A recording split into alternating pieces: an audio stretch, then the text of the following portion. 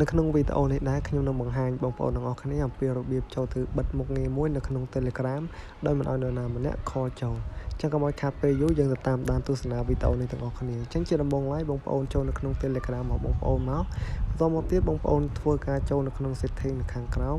ហើយបងប្អូនធ្វើការចុះក្រោមបន្តិចមកបងប្អូនស្វែងរកពាក្យថា privacy and security អញ្ចឹងបងប្អូនចុចចូលកន្លែងហ្នឹងមកហើយបងប្អូនធ្វើការចុះក្រោមទៀតមកបងប្អូនស្វែងរកពាក្យថា call អញ្ចឹងគឺកន្លែងនេះគឺពាក្យថា call អញ្ចឹងបងប្អូនចុចលើពាក្យ call ហ្នឹងមកអញ្ចឹងបើសិនជាត្រង់កន្លែងខាងលើនេះបើសិនជាបងប្អូនយក everybody អញ្ចឹងមានន័យថាគេអាច call ចូលនៅក្នុង Telegram របស់បងប្អូនហ្នឹងនរណាក៏អាច call ចូលដែរអញ្ចឹងបើសិនជាបងប្អូនមិនចង់ឲ្យមានគេរំខានហើយ call ចូលទេបងប្អូន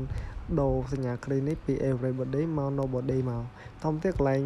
always allow អញ្ចឹងមានន័យថាកន្លែងនេះគឺយើងអាចអនុញ្ញាតឲ្យនរណាម្នាក់ដែលអាច call មកតាម Telegram របស់យើងនឹងបានអញ្ចឹងបើសិនជាបងប្អូនចង់បើកឲ្យនរណាម្នាក់នឹងអាច call បានបងប្អូនចុចទៅលើនឹងមក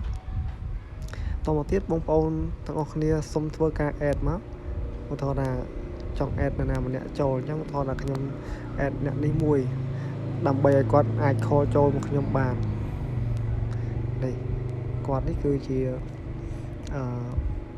មនុស្សម្នាក់ដែលខ្ញុំចង់ឲ្យគាត់ call មកតាម Telegram ហ្នឹងបានគឺក្រៅពីហ្នឹងគឺគាត់អាច call បានបន្តទេបងប្អូន